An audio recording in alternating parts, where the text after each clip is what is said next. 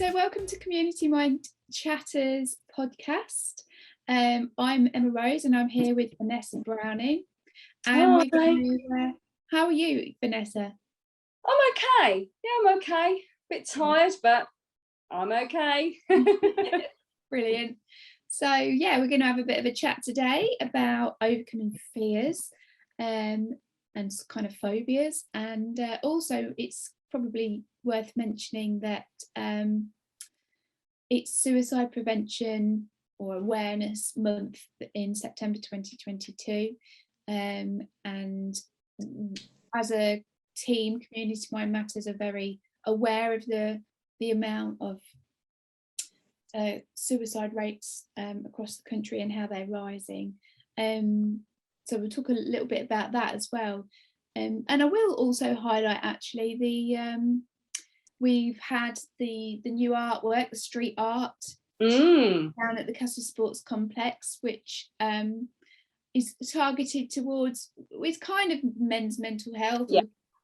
Isn't it? But it's the fact that lots of males tend to not want to talk as much as females, or that's the way it's kind of gone in the last few years. I think it's getting much better.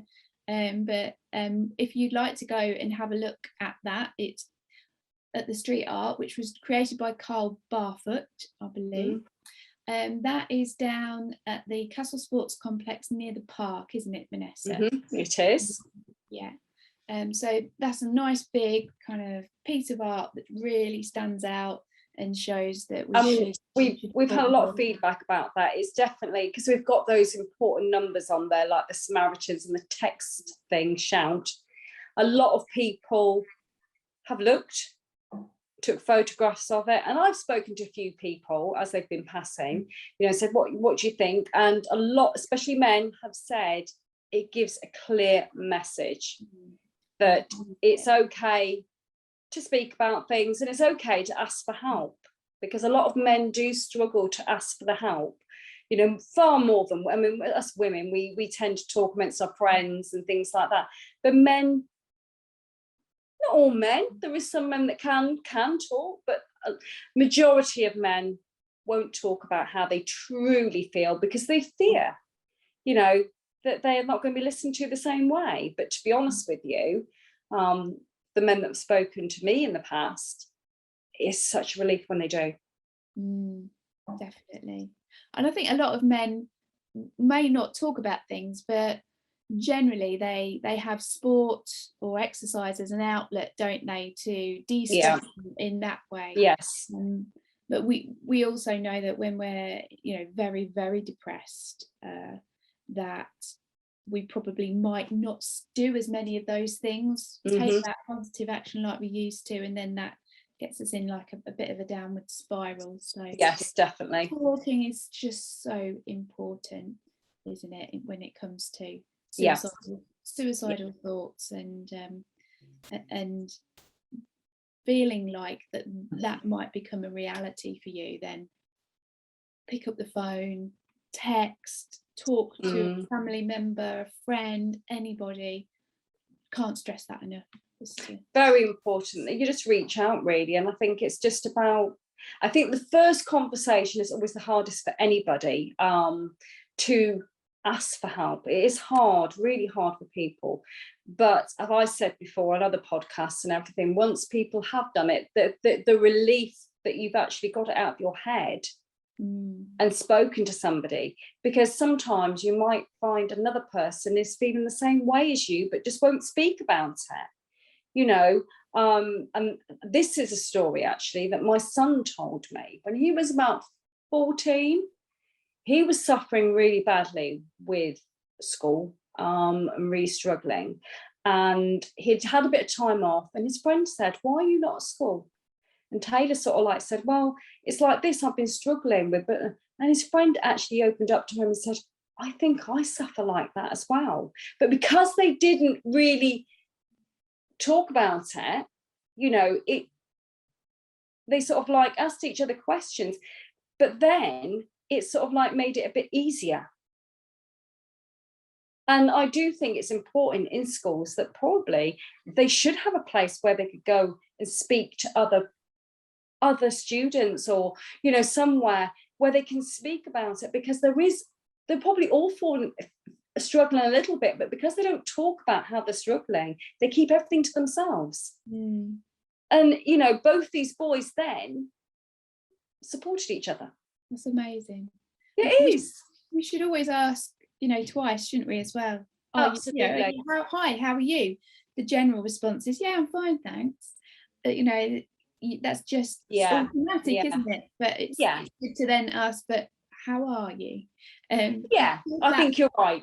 I think you're absolutely right, because sometimes people go, yeah, I'm okay, and you think you're not. We know, that's what we do for our livings. We know they're not okay, but it's about sometimes doing it and then asking them again, because usually on the second time they'll go, well, and then they open up, because it's quite easy to go, yeah, I'm okay. And if somebody really sort of like ends it there, it won't be mentioned again. But if you sort of like go, how are you really? They go, well, and then it comes out. And then they feel that you really do want to know. It's almost like a cue as to, look, I'm opening the door for you to come in and talk about that, isn't it? It's giving them the permission to talk about it, because that very first hi, how are you, is just, it's a greeting, isn't it? So it's that second one is almost I think with everything, people feel they've got to be okay all the time. But it is okay not to be okay. If I have one of those days, with my depression and everything, sometimes I have those low days, but I'm okay with that. I just go, right, what am I going to do today to make myself a bit happier? I've self-taught myself now to do something, but that's hard for someone to do if they're in that. But it's about reaching out and putting those little, as we said many times, our little toolbox of what to do in that situation. But it took me years to get that right. But now I have got that right, it's like I know what to do straight away. So Vanessa, I'm just thinking about how to signpost if there is anybody listening to this and they feel like that might be something that they're going through. The Samaritans are great, aren't they? Yeah, single point of access as well was quite good. There's lots of help on there. I mean, there's Mind Charity and everything. There's all these charities out there that have lots of information on their pages and stuff like that. But for local and stuff like that is ourselves, and there's other organisations in the community as well. To just reach out and have that concept. The GP as well. If you really, the GP can be very supportive in getting you the right help, and you can self-refer yourself to Steps to Change as well. So that's another thing, so there is, but I think that the Samaritans for me is a really good service that I back, for that phone call, that you're not going to get any judgment on there. That person's going to listen to you. And that's what it's about. It's about having somebody to listen, because sometimes that's all you need.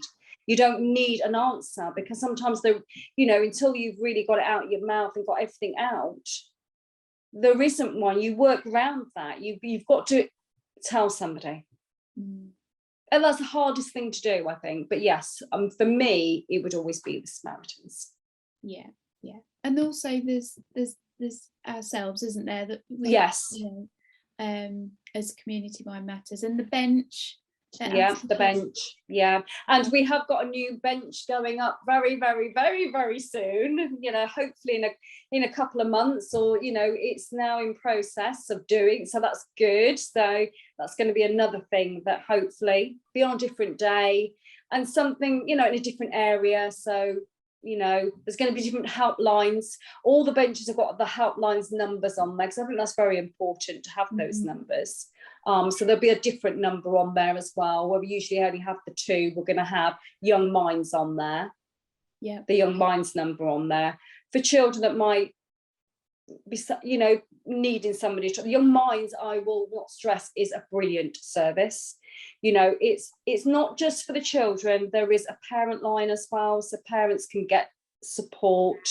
because I do think sometimes parents don't know what to do with their children. It's, you know, and children sometimes don't open up, you know, they keep it all to themselves, you know. So that I've used that service myself when my son was going through his, and they were brilliant at giving me support, because the parent does need support. I think with any child that's going through any mental health, the parent needs support just as much as the child.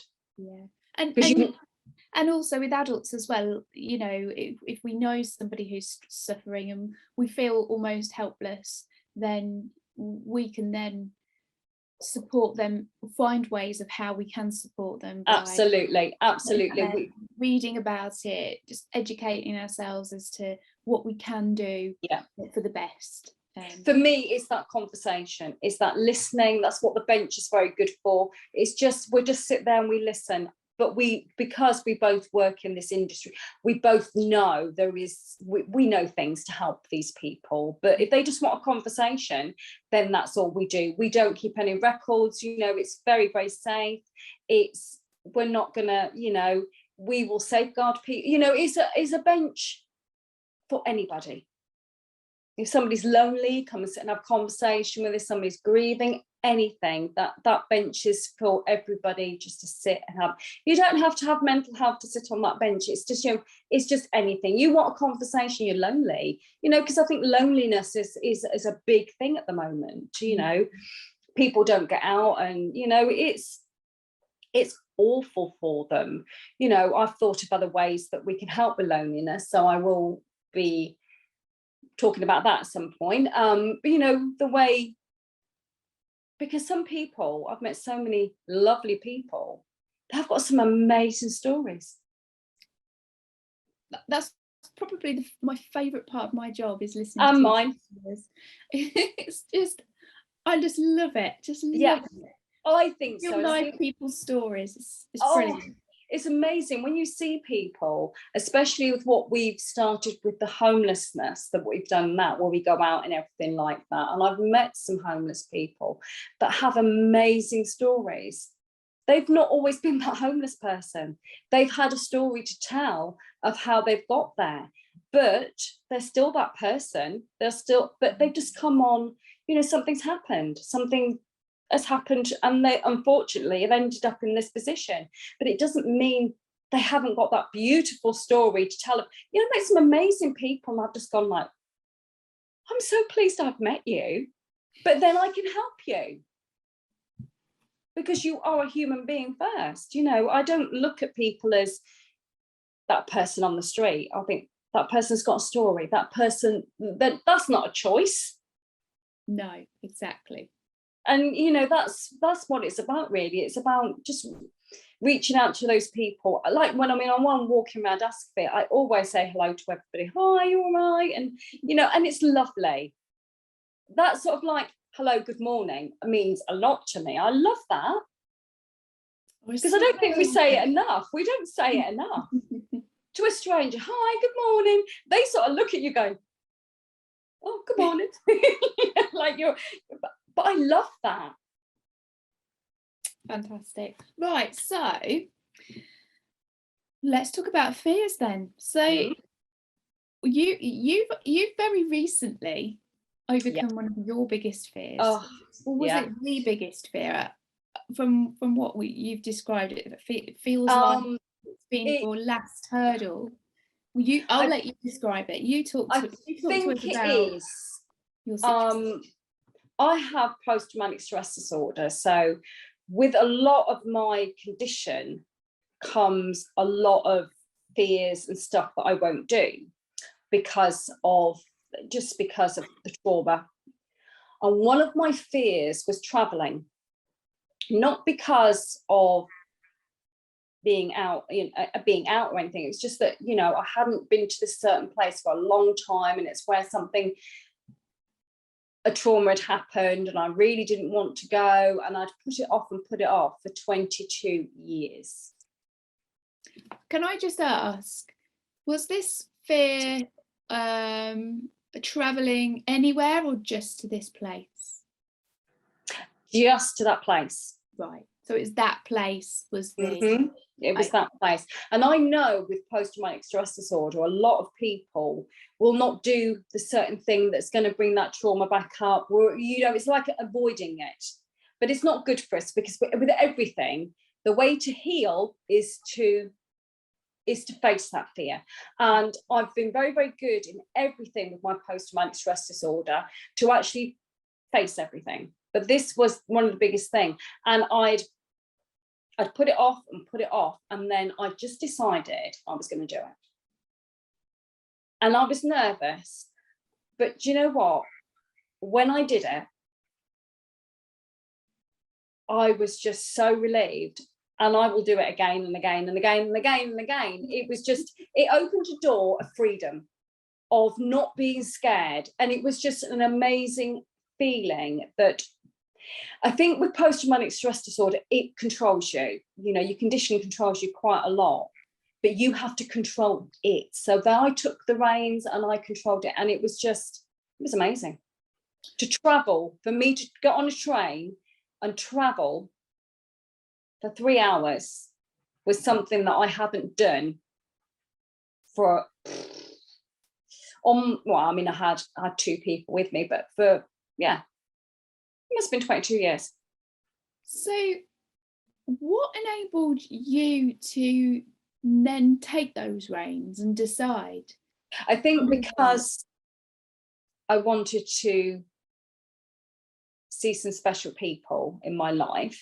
I think that I had to. I was being, you know, stopped from seeing these special people because of a fear.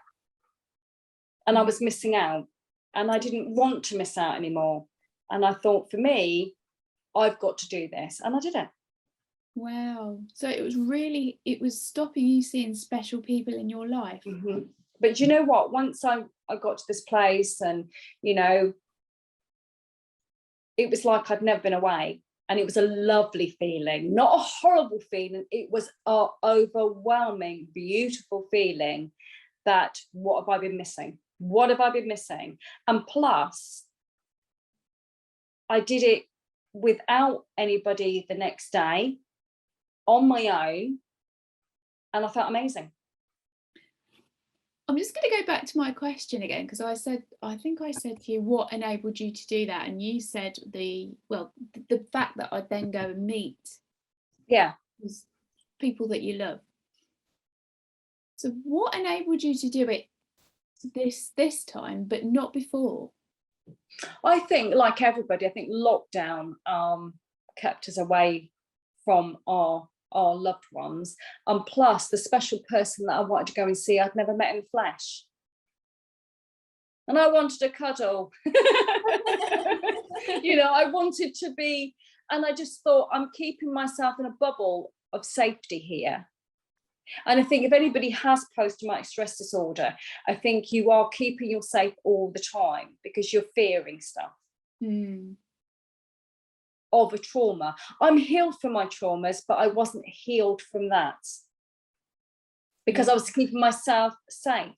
If you know, it's a hard one to explain. It's, you know, I'm okay, I can do things, but actually I couldn't do it. I think from what I know about you, you've overcome so many things, haven't you? Yeah. And you've worked really hard on yourself. Definitely. And the way you present yourself to the world is very different now. You've got those tools in the toolbox. Yeah. You gain confidence every day. And I see this a lot with my clients, where they come to me with a problem, and actually they're able to overcome that. And find that then they start to overcome these small things, and then more things and more things, and all of a sudden they've got the confidence then, because they've gone through that journey. They've got the confidence then, and it almost doesn't seem like this big scary thing anymore.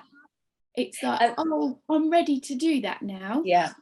And I think that was what was with me. I didn't overthink it before I did it. And that's what I did. I didn't overthink it. And I just went for it, and just, and just really I would say I was nervous, but I was excited as well. Wow. And it was so worth it. It was so, because I was depriving myself of something that was so special to me, just because I wasn't say I was frightened. I just don't think I hadn't done it. I hadn't been there. So I had to face it. Because I do believe with everything, especially post-traumatic stress disorder, it very much is a condition that controls you completely. And when I found out I had post-traumatic stress disorder. I think I'd had it for many years before, but just didn't. I just buried it. Hadn't gone to the doctors. Just lived with it. But when I was diagnosed with it, probably about 7 years ago, it made sense. And then with the condition, I then researched and stuff like that. But then since then, I have talked to a lot of other people with the condition. And it was nice to talk about it, because I think when you have post-traumatic, because it's so personal to you, because you don't always want to talk about what's happened. And I think that's nobody's going to understand what I've been through. And sometimes it's an inner thing. So all these crazy things would come out because you can't keep it in. And all these, I would do bizarre things, like I'd be out in the street and I'd be shaking, or I'd just put my shopping down when I was in a shop because I'd be overwhelmed through crowds. Now, when I travelled, there was lots of people around me. I didn't care. It didn't bother me. I still don't like big crowds, but I was in control. I thought to myself, come on, you'll be okay. And I was okay. It's just about accepting it and just going with it, because the more times that you sort of like hold back, you're never going to get there. And I wanted to move forward. I wanted to do this. And I think because I was determined to do it, I did it. And didn't look back. And it was just amazing. And do you know what, that feeling of doing that is still with me. It's still with me. And I think, it's just something, you've got to be proud of yourself when you do something like that, because as I work with people and you work with people, and everybody's situation is different. When you're giving advice, and I was sat there thinking sometimes, I'm not actually, there's something I need to be doing, and I'm not doing it. I'm just not doing this thing I should be doing. And that really sort of like really niggled at me, because I was like, here's me helping other people, but actually I'm everybody's case is different. I'm not doing something I need to face. I need to do this. I'm not walking my talk, basically. Yeah, absolutely. And for me, anybody that knows me would know what a big thing was that. There was a lot of people that didn't know, and that's like I say, it's personal to you. But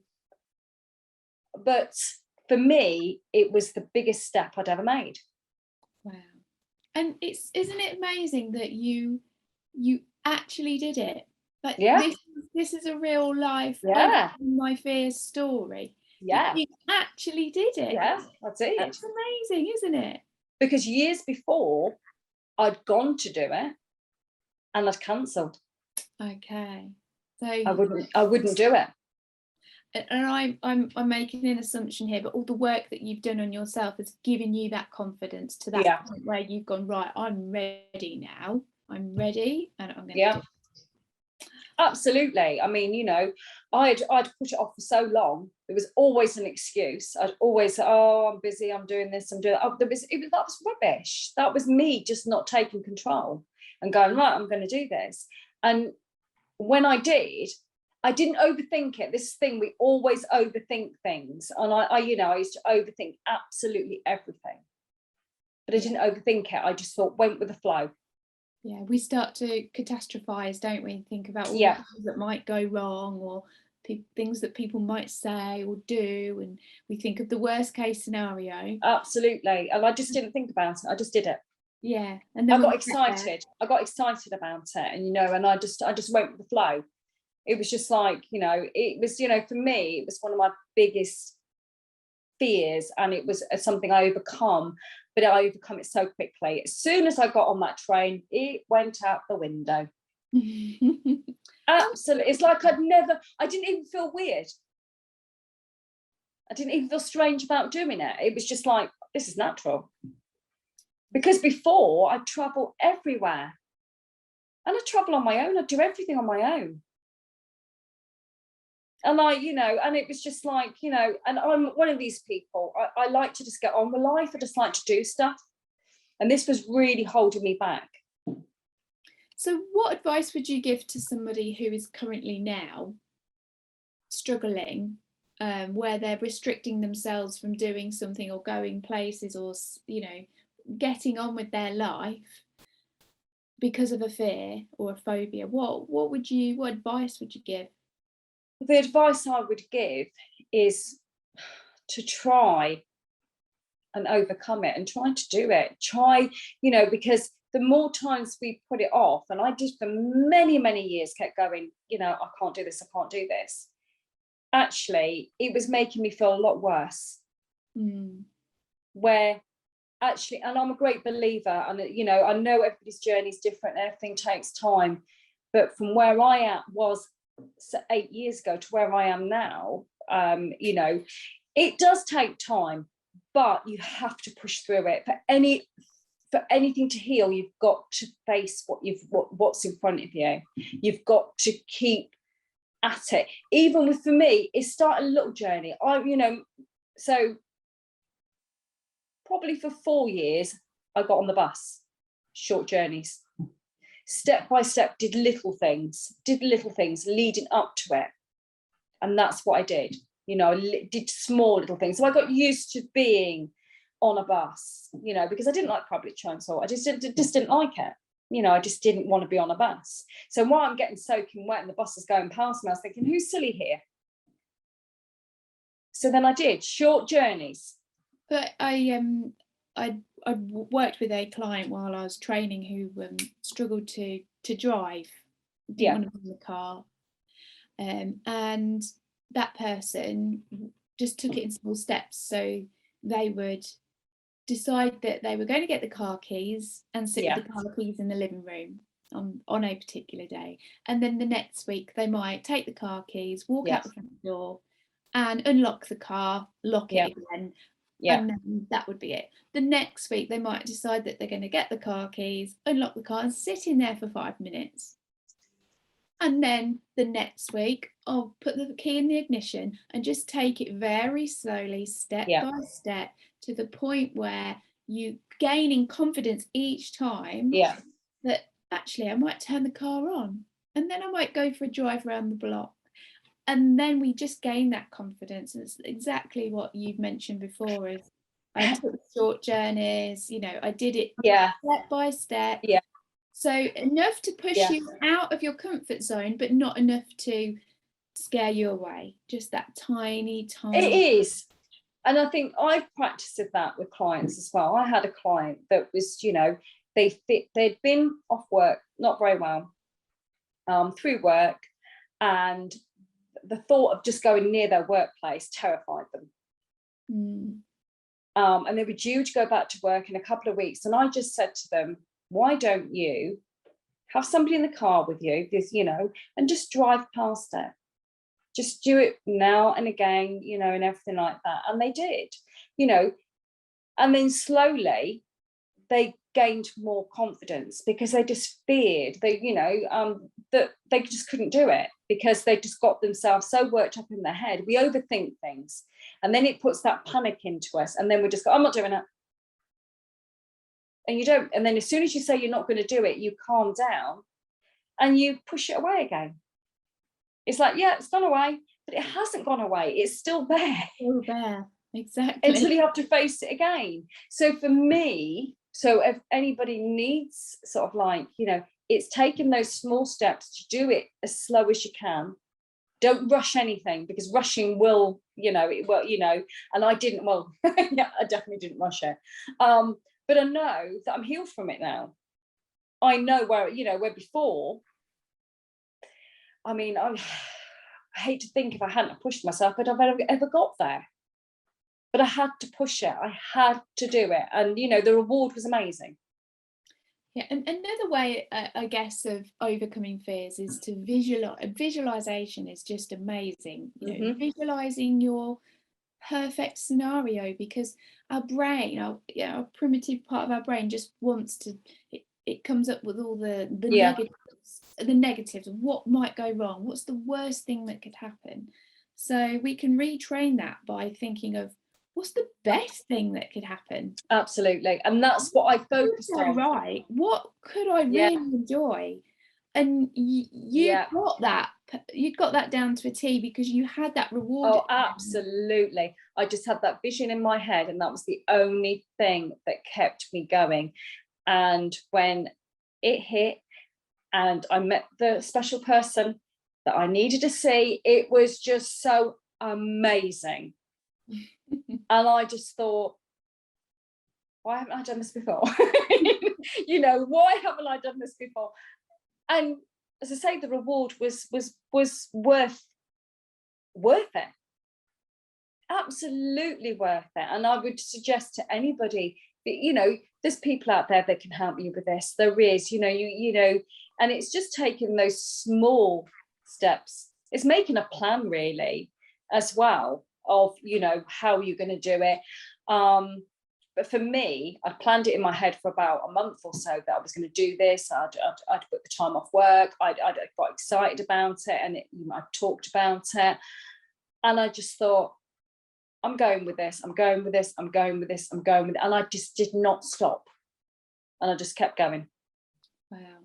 And it was, you know, it is, you know, overcoming a fear is an amazing thing for anybody's doing. It's a big achievement.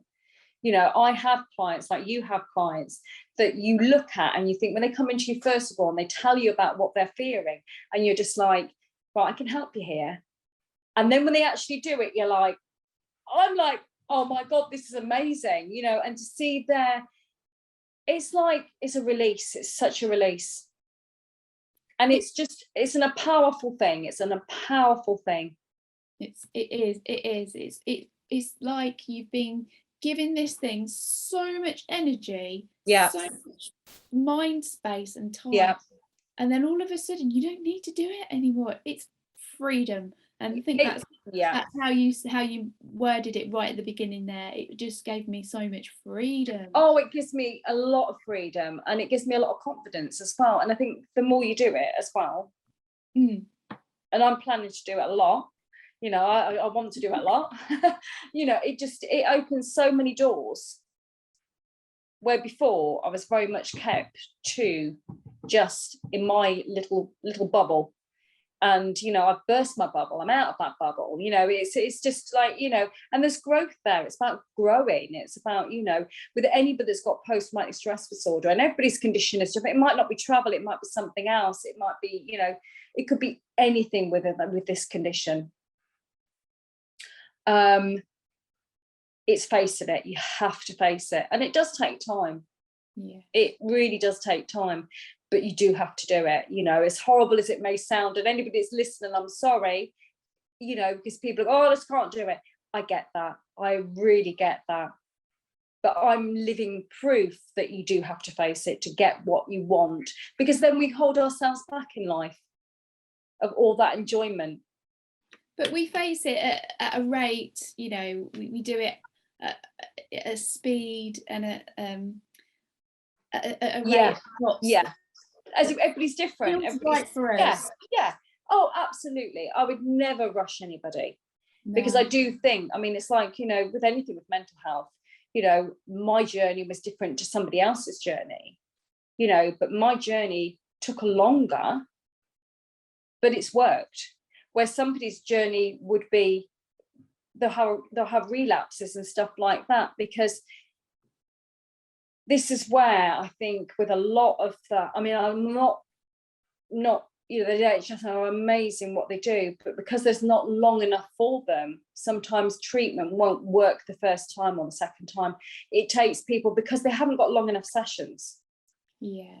Because I know, I mean, I work with people that I've probably been working with for years, you know, but they are different people now. But before, if they'd had 6 weeks of something and they'd only just grasped it, then it's not going to work for them. It's just taking it at your own pace. I think, you know, with anything, you've got to take it at and everybody's pace is different. And I think it's, you know, we don't all fit in the same box, don't we? We're all different people. And this is where it gets a bit sticky for people, because we're not all the same, you know, and not everybody can do it at the same rate as well. No, absolutely. I think that's really key, because obviously we both work with people, and you know, everybody's different, and some people come and see me once a month for years if they want to. Yeah, they find it's, you know, really worthwhile. And some people come and see me just a couple of times and they're like, thanks, Emma, you know, you've really helped me figure that out. Absolutely. And it's just, and you can't really tell when you first meet someone. You just don't know how they're going to respond. But yeah, everybody's different. Everybody's got a different level of stress that we need to work through. And once we get rid of that top layer, then we really start to deal with the big stuff. And you know, and it's actually it can be, we talk about mental health as being, you know, negative and, you know, uncomfortable feelings, but actually I think that working on ourselves can be really exciting as well. Oh yeah, and fun, and because you get to know yourself. Yeah, you get to know yourself so much better. That's why my strapline is discover the real you, because that's what you do. Absolutely. I know with my clients or anybody that comes to see me, I plant a seed in their mind, and I know they're not ready, but I plant it anyway. It's like anything, it has to grow, and I plant it anyway. And I tell them quite, you know, that I know they're not ready, but I'm just giving you this now, this whatever situation it may be. Every situation's different. And then probably a few months down the line, they're telling me something, and I'm going, really? And they go, yeah, I remembered what you told me on the first session, you know. And they've not dismissed it. But that's it. It's about planting. It's about growing. And then when they're ready, they've already got that in their mind, and they go with it. I've had some amazing people come to me and say something, and I'm like, wow. And I get so excited because I'm so happy for that person, because they've achieved something. And sometimes it's a conversation. It's working on yourself. It's literally, you know, just taking that moment to think about it. Yeah. It's quite funny actually when I see people, and I always start my sessions by talking about what's been good. Yeah.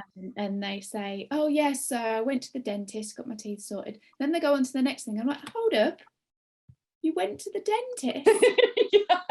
You said about that 2 weeks ago. Yeah. I'm like, yeah, I did. Yeah, I went. And I'm like, they just throw it in there. Yeah. And they're just like, yeah, I went to the dentist. And it is amazing. I mean, it's like the other day I was walking through town, and this chap's waving at me, and I sort of like go over. He goes, can I just say, are you still doing all your good work? And I went, yes. He went, you were amazing what you did for me. He had 4 sessions with me. That's all he had. And in those 4 sessions, I'd sorted everything out. You know, I'd put him, you know, and it was just like, he didn't need me anymore, because some people don't need you continuously. All he needed was a bit of guidance. He just needed to know from a stranger, because I'm a stranger. I'm not his family. He needs to hear it from somebody not involved, to know where to move forward in life or to do whatever. And like I always say to everybody, you live with yourself.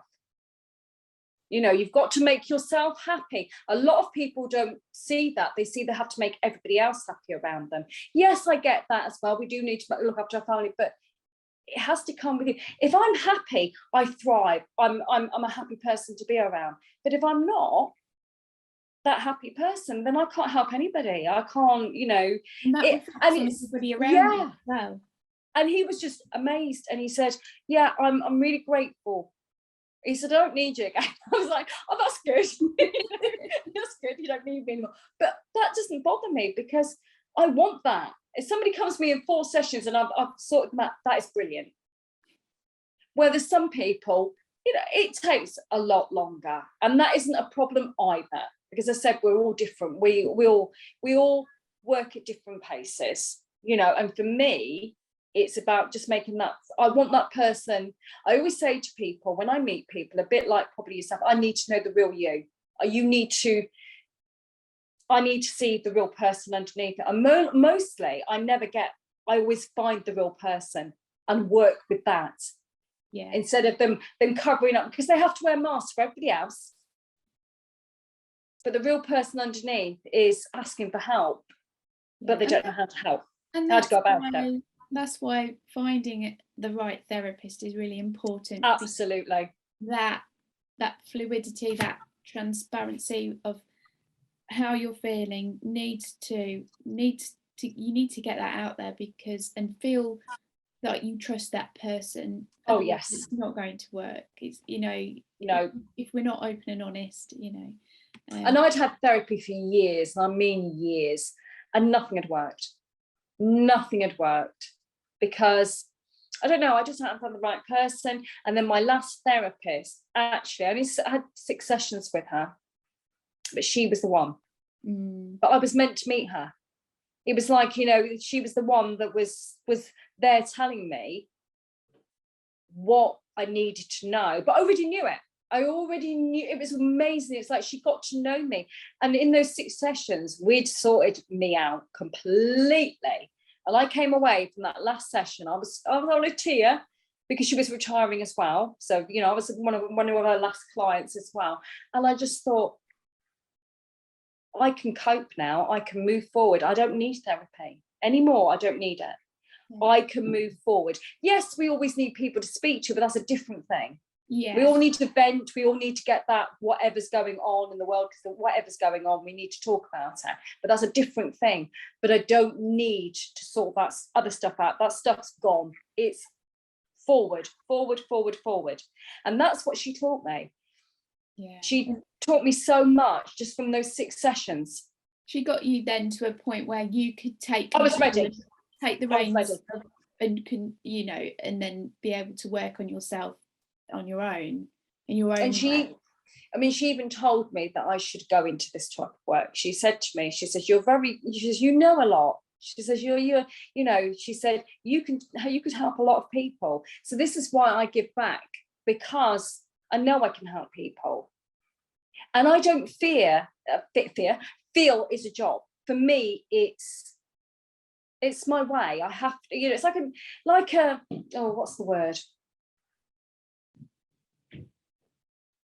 I'm supposed to do it. It's part of me. Yes. It's part of me. It's like I was always supposed to do this, but I found it a lot later. You know, I've gone through different things in my life. You had to go through those things. Yeah. To that point too. And instead of it looking at it as a negative, because a lot of people, and it is hard, we always focus, this happened to me, that happened to me. Why did that person not love me? Why did this not happen? And actually, that does more damage than good, because we'll never know those answers. So for me, I've moved forward. Whatever happened, and there's just nothing I can do about that. But I love me. I respect myself, so I give it to myself, so I can move forward. And it works. It really works. You know, because all that stuff that's happened before is my past. Yeah, can't change the past, and we can't change the future. And this is what, you know, and I did mindfulness for a whole year, you know, one-to-one tutor. Oh my goodness, that was just amazing as well, because I've reset my mindset to live in the moment. You know, I have that cup of tea and I have those moments to myself. Oh, do you know what my favourite thing to do is? Put the washing out on the line. I love the smell of fresh washing. Yeah, and I just love it, because because I've got OCD, I used to have this thing where I had to have the if I had an item of clothing, the pegs had to be the same colour. Yes. Or if I mismatched different pegs, they'd have to go with a colour that was acceptable for me, else I felt loads of anxiety. Yeah. Which sounds ridiculous. No. But that's the traits of OCD. Yeah. And I love it now, because we recently got a new washing line, because we can't afford the tumble dryer anymore. No, I know. We're trying to save money, obviously. And I just love it because I can just put the pegs on. I don't have to worry about what colour's going on there. And I'm just in the garden and I can hear the birds singing and feel whatever weather's going on around me. And I actually love putting the washing out. I think, I think it's I think it's what brings you that calmness, because I think a lot of people don't, you don't feel that calmness in your body very often.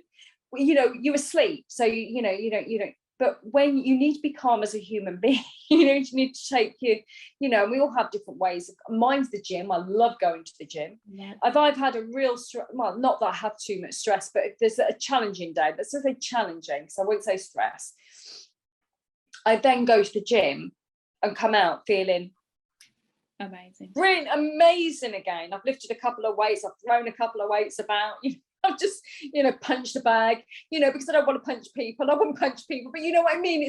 It's we've got to get rid of that stuff that's going around in our body, because for me, that is just like, it's just not nice. It's just, it makes you feel, it makes you feel poorly as well. I always wondered why I was so poorly. It's because I wasn't getting rid of stuff that was actually not very good for me. So exercise for me, for anybody, is a good thing. Walking, anything, it's just, and I think gratitude, doing those gratitude things really helps people as well, and it's about, I have a lovely group that I do on a Friday, just an all ladies group, and it's beautiful because what we do is we just basically, it's just gratitude and it's just mindfulness, and it's just real good for that hour and a half. It's just good, pure good stuff. There's no negativity, and we do at the end that I absolutely love. The girls have a giggle at it. There's only about 6 of us. We hug a tree. Has every member hugged a tree yet? Because I know there's some... They have. But now I say to them it's optional, so that the ones that really aren't too keen about it just stand there and laugh, But they're still laughing and having fun. This is all it's about. It's just uplifting. It's an uplifting group, and every single girl in that group goes away and actually gets so much out of that. They get such a good feeling, in themselves. And that hug is all a bit of fun. It's just to let's forget about everything. Let's live in that moment. We smell the flowers. We talk about the flowers and the trees and everything like that, because nature's really good for us. But this particular, when I was hugging a tree this time, I actually said a few words about the trees. So it's literally hugging the tree, and I said a few words. I only do 30 seconds at a time, because I don't, because we're very aware that we're in a public park and, people might walk past saying, who are those people in the trees? But it worked. When I said the few words, it actually worked. And, and they felt a lot of, one person said they do actually feel calmness from the tree. So if that, it's not going to work for everybody. Some people, people are going to laugh and go, hugging a tree is not, but we're all different. We've all got different things that calm us down. I'm sure it works for her. I'm sure that people will be laughing at the fact that I like putting the washing out. We've all got those little things that you either admit to them or you don't admit to them. You don't admit to them. And I think for me, doing that little group is such a joy, because I won't have the negativity in. It's just pure gratitude, what we're grateful for. It could just be grateful for your coffee in the morning, grateful for the rain today, for the plant, anything, just something positive about what's going on, because we do all focus, our brain sort of like goes negativity, but then I pull it back and go, no, there's positive out of this. It's absolutely, it's a lovely little group. It really is. And it's just, it's amazing how much you can do with a group of people. Wow. And that is a giggle. It's a real giggle. And, and that's what I try and do with all my groups. All my groups are uplifting. If they want to talk about something, we talk about it. It's not an issue.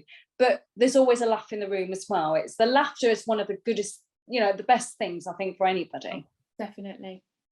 Having a good, a good giggle about something, it could be something silly, I always say, think about something that's happened to you and then just laugh about it. Think back, because we've all got those memories where you think, and actually it's brilliant to think back of something that's really giving you joy, and then you can, just what you're doing in those groups is you're literally training your brain, their brain, because that that primitive brain, it likes to think of all the negative possible worst case outcomes, because it wants to protect you from any danger.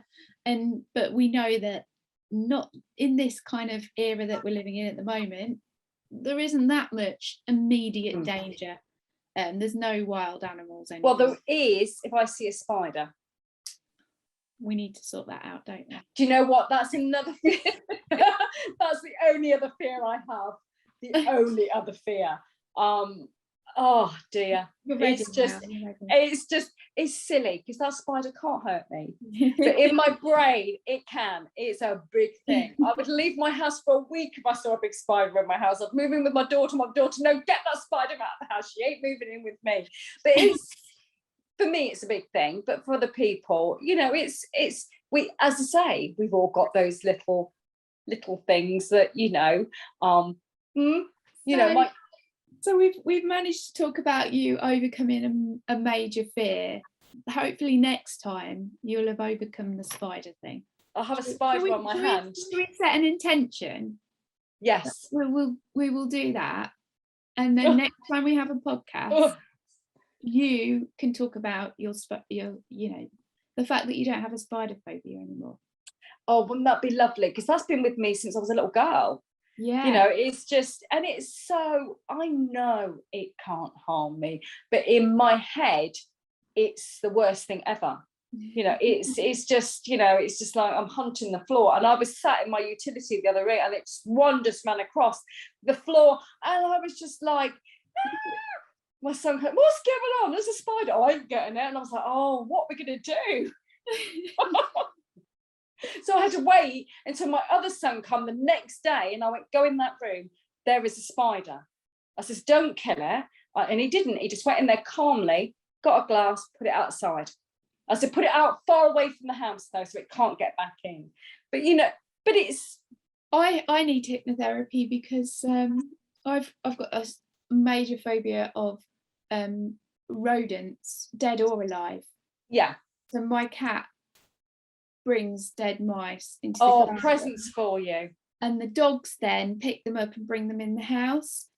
And the other day I'd usually get my partner or my son to pick it up and get rid of it. Of course, they weren't there, and I was sweating. Yeah, I was sweating. I felt sick. My stomach was turning. I went all cold. But I had to pick this thing up. So I got a massive amount of kitchen roll, so I couldn't feel it. Oh, bless you. Horrible. So everybody's got those little fears. We've all got them. I think the spider one probably is the worst. Most people have got a spider fear. I speak to anybody. Oh yeah, I don't like spiders either. So I'm just thinking, there's a lot of people. Taylor won't move one, so. If there's one in our house, I've got to wait for somebody else to come. So, but it is, you just got to face your fears. Yeah. Right. So thanks ever so much for talking to us about that then, Vanessa. That's okay. Really useful. And if anybody's got any fears or phobias that they want to overcome, it'd be good to send us a quick message and let us know. Yeah. What that is, and if they need any signposting, then you know where we are. Yeah. Brilliant. Right. Thank you. Bye. Yeah. See you later. Bye.